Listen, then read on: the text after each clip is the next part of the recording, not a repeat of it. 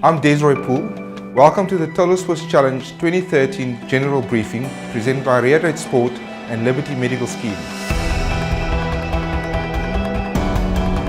I'll take you through more important points of the race briefing. The registration for the Totalsports Challenge 2013 takes place at the River Club from 4 to 7 p.m. on Thursday 10 January 2013. The Totalsports Challenge will start on Saturday 12th of January 2013 in Gordons Bay.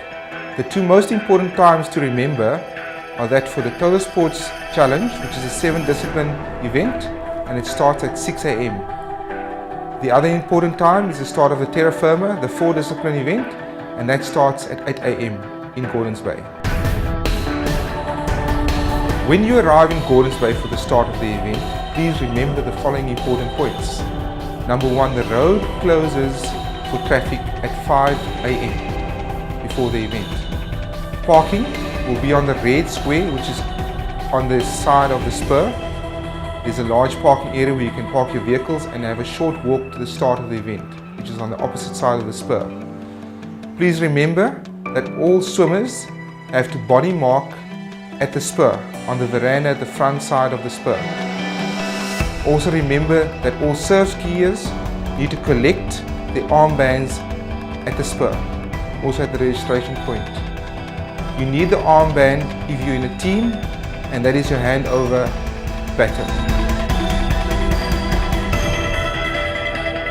The Totalsports Challenge is an outdoor event, and weather plays an important factor in the safety of participants in 3 of those disciplines.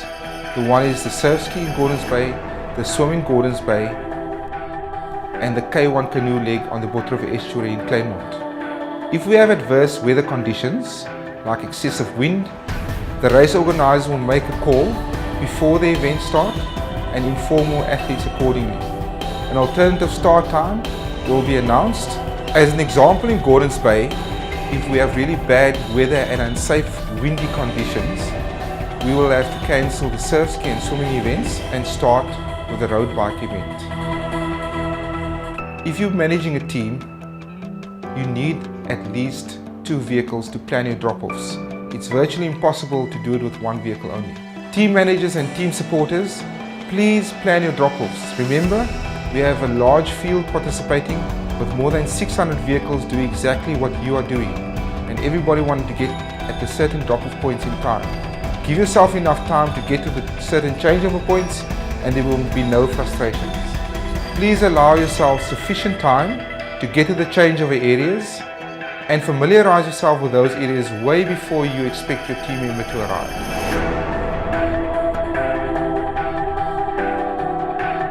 Cut-off times for the Totalsports Challenge. We implement cut-off times as a precautionary measure for your safety on the event. The first cut-off time is at 1 p.m. All athletes need to start the K1 canoe leg at 1 p.m. If you are not there to start at 1 p.m, you will not be allowed to continue with the event. The second cut-off time is at the start of the mountain bike event. You have to start the mountain bike event by no later than 2:30 p.m. The third cut-off time will be implemented at the start of the beach run event. No athletes will be allowed to start that event and go onto the beach later than 4:45 p.m.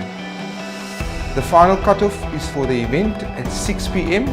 You will be kindly removed from the event and will not be allowed to continue. I would like to encourage all friends and family to come out on the day and support your athletes, especially at the finish line when they've finished a long day of grueling exercise and grueling participation. Come and join us for a drink and something to eat in the festive atmosphere at the finish in Claremont. Thank you.